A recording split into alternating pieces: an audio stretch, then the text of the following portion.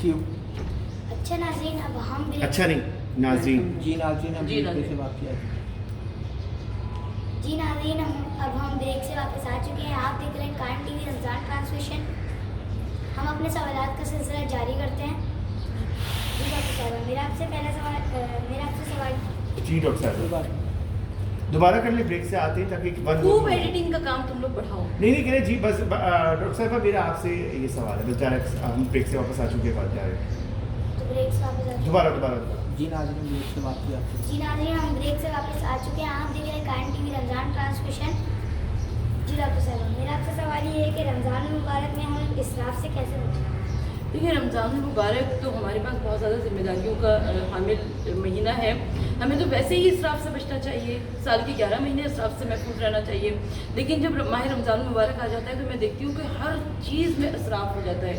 مثلاً جس طریقے سے ہماری نمازیں بڑھ جاتی ہیں، ہماری عبادتیں بڑھ جاتی ہیں، ہمارے خیر و خیرات بڑھ جاتے ہیں، بالکل ویسے ہی ہم کھانے پینے کی چیزوں میں اس قدر اسراف کرتے ہیں.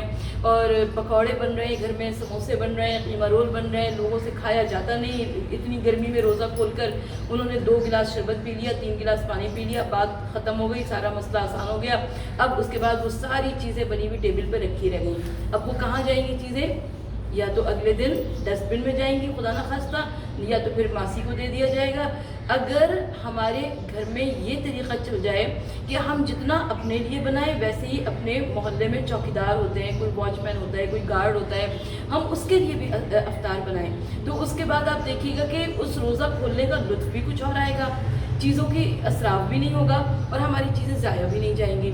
بالکل ایسے ہی ہم دیکھتے ہیں کہ جب عید کے جوڑے بننے کی بات ہوتی ہے، اب بچوں کی تو یہاں پہ بہت انٹرسٹنگ معاملہ ہوگا یہ نا، کیونکہ نا جب ہم دیکھتے ہیں عید کے کپڑے بنتے ہیں تو اب 6 جوڑے بنتے ہیں. وہ نانی کے گھر جانے کا سوٹ، وہ چچا کے گھر جانے کا سوٹ، وہ تایا کے گھر جانے کا سوٹ. اگر آپ 6 جوڑے اپنے نہ بنائیں، 3 بنا لیں، 2 بنا لیں اور کسی ایک غریب بچے کے لیے بھی ایک سوٹ لے لیں تو یہ کتنا اچھا کام ہوگا نا ہمارے لیے.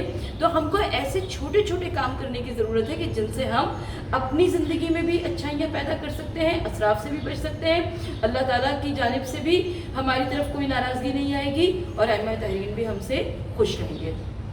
جی ڈاکٹر صاحبہ، میرا آپ سے سوال یہ ہے کہ امام جعفر صادق نے فرمایا،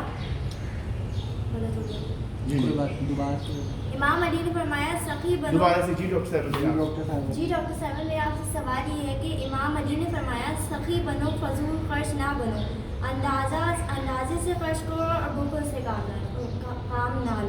دوبارہ.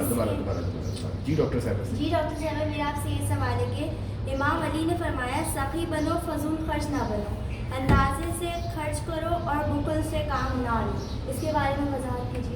دیکھیے، یہ تو بہت خوبصورت قول مولا کائنات علی بن ابی طالب علیہ السلام کا اور ہمارے ائمہ طاہرین علیہ السلام ہوئے، جس میں بالخصوص مولا کائنات کے لیے عربی زبان کا بڑا مشہور محاورہ ہے کہ عربی زبان میں کہا جاتا ہے کہ الکلام الامیر والامیر الکلام، یعنی مولا کائنات کے کلام میں اس قدر جہتیں ہیں، اس قدر اینگلز ہیں، اس قدر متنوع کلام ہے کہ آپ اس کو جب اس کی جانب متوجہ ہوتے ہیں تو آپ حیران ہو جاتے ہیں کہ یہ امیر المومنین نے لگتا ہے کہ ہمارے لیے کہا. ہم سے جو پیچھے گزر گئے ان لوگوں کو بھی ایسا لگتا تھا کہ ان کے لیے کہا. آنے والے وقتوں میں یعنی زندگی، پائندگی، جاویدانی، حیات جاویدانی اللہ نے دی ہے مولا کائنات علی امیر المومنین علیہ السلام کے کلام کو. تو واقعی یہ حقیقت ہے کہ اگر ہم کھائیں پئیں اور اسراف سے کام نہ لیں، بخل سے بھی کام نہ لیں. دیکھیں، مومن کبھی بخیل بھی نہیں ہوتا.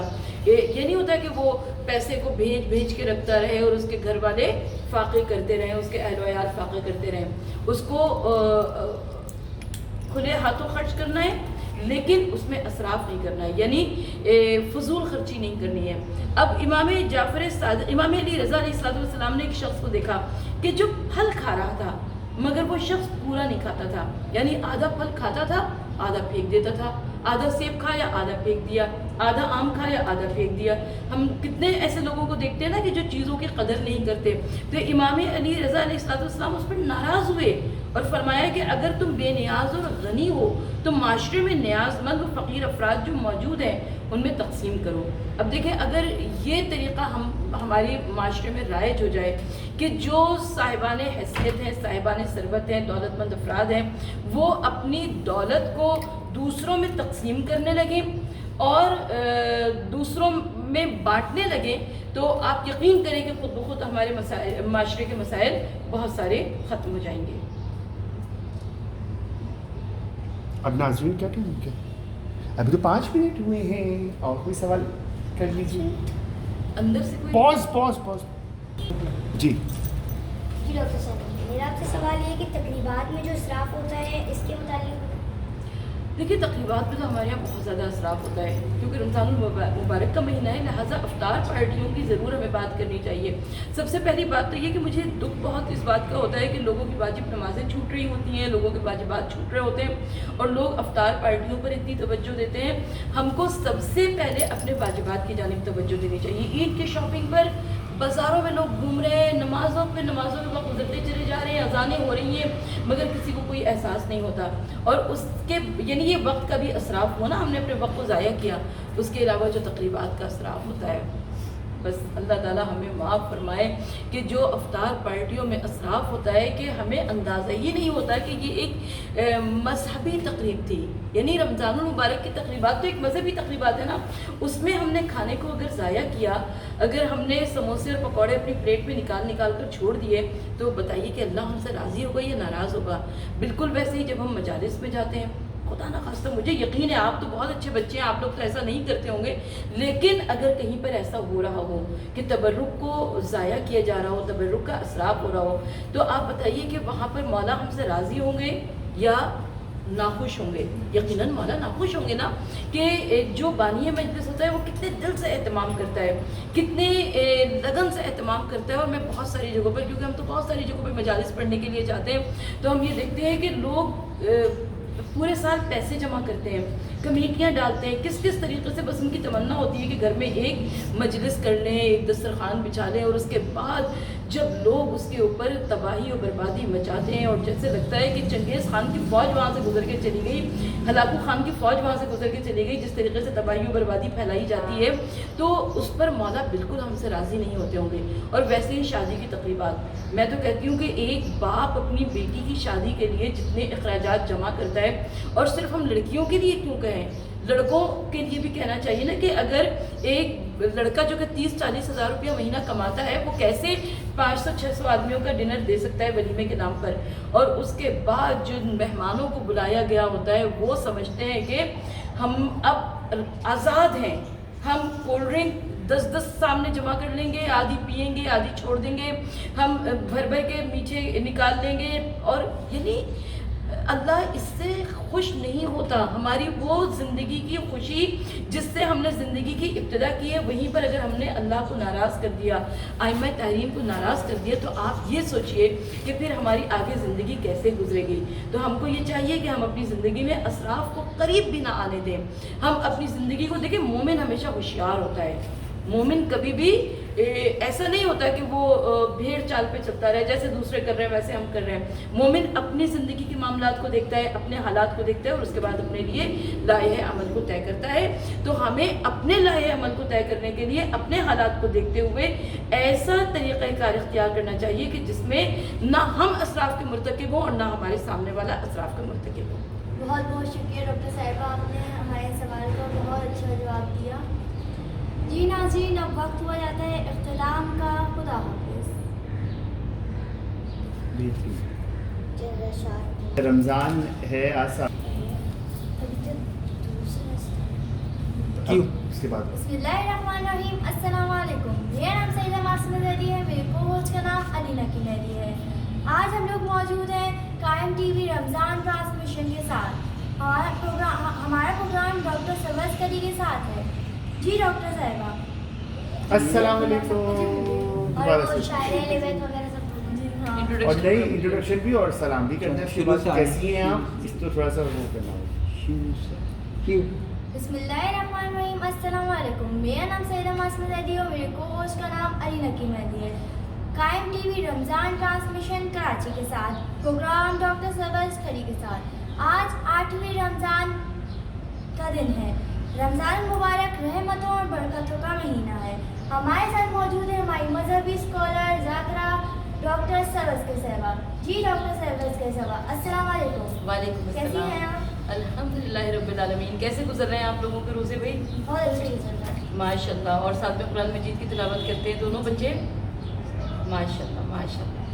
डॉक्टर साहब मेरा आपसे सवाल है कि कुरान करीम सूरह अंबिया आयत नंबर 35 में अल्लाह ताला ने फरमाया और हम तुम्हें शर मुसीबत और खैर राहत से आजमाते हैं।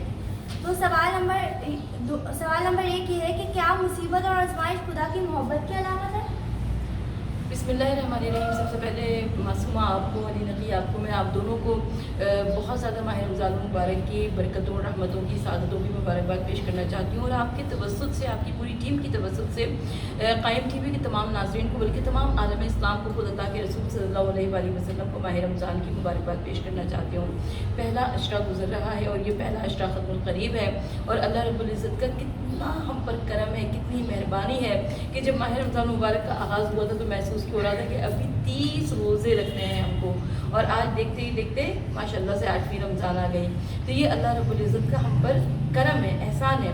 तो सबसे पहले जब हम बात कर रहे हैं आजमाइश की, इम्तिहान की, तो जो आपका ये सवाल है कि क्या ये रब्बुल आलमीन की जानिब से मोमिनीन के लिए सवाल आपका दोबारा बताइए। क्या मुसीबत और आजमाइश खुदा की मोहब्बत की अलामत है? बेशक ये खुदा की मोहब्बत की अलामत है आजमाइश और इम्तिहान, इसलिए कि परवरदिगार आलम जो ज़ालिमीन होते हैं उनके लिए रस्सी दराज होती है।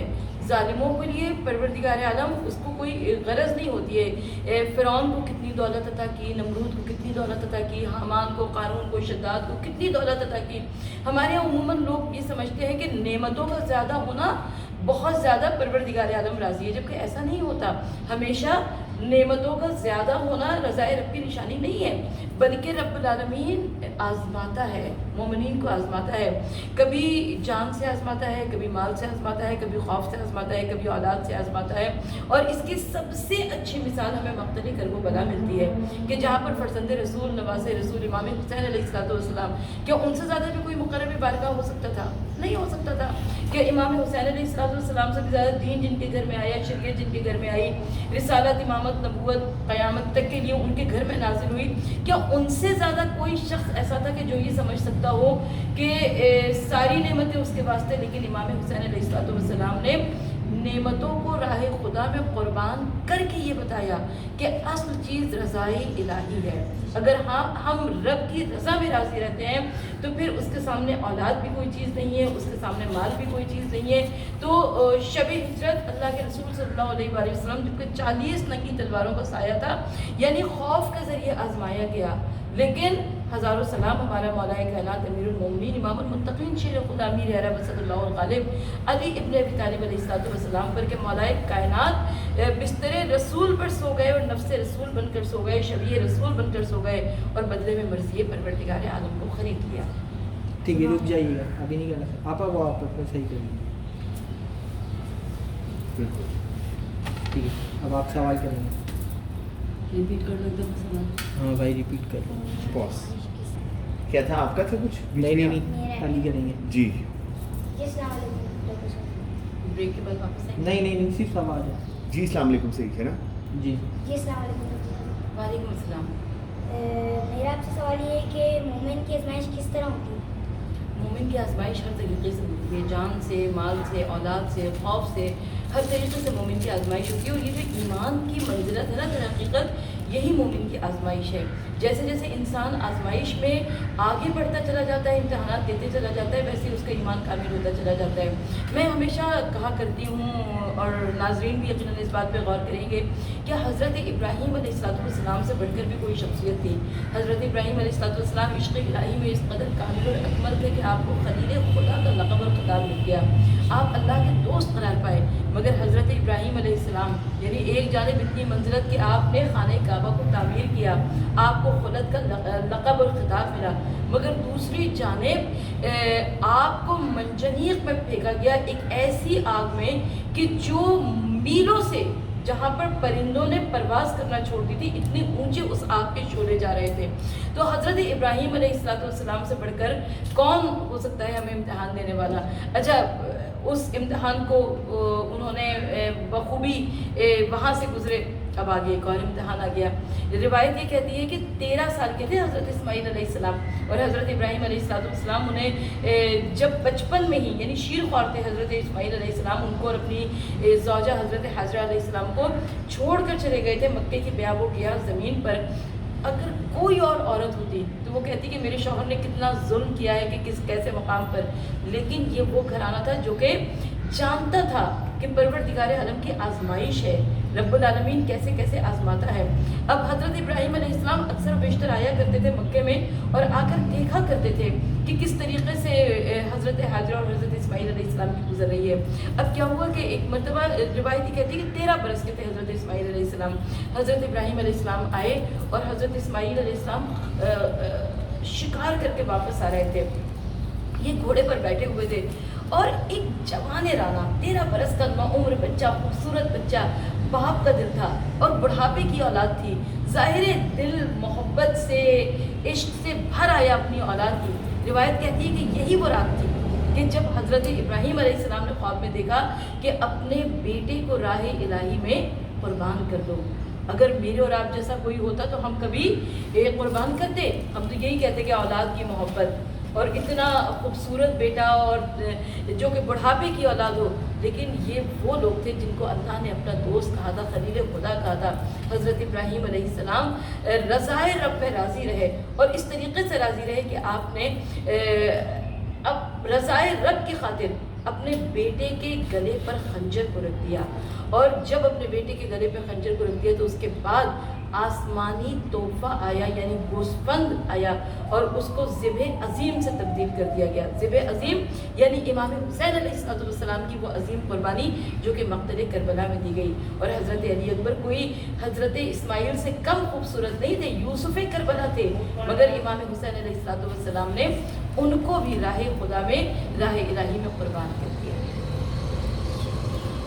बहुत खूब, बहुत खूब। आप ब्रेक पे जाएंगे? नहीं, ब्रेक पे जाएंगे जी। बहुत खूब, आपने बहुत अच्छा जवाब दिया जी। डॉक्टर साहबा आपने हमारे सवाल का बहुत अच्छा जवाब दिया जी। नाज़रीन अब हम चलते हैं ब्रेक की तरफ, देखते रहिए कान टीवी रमज़ान ट्रांसमिशन। शुक्रिया। Thank you. पॉज ताकि एक मिनट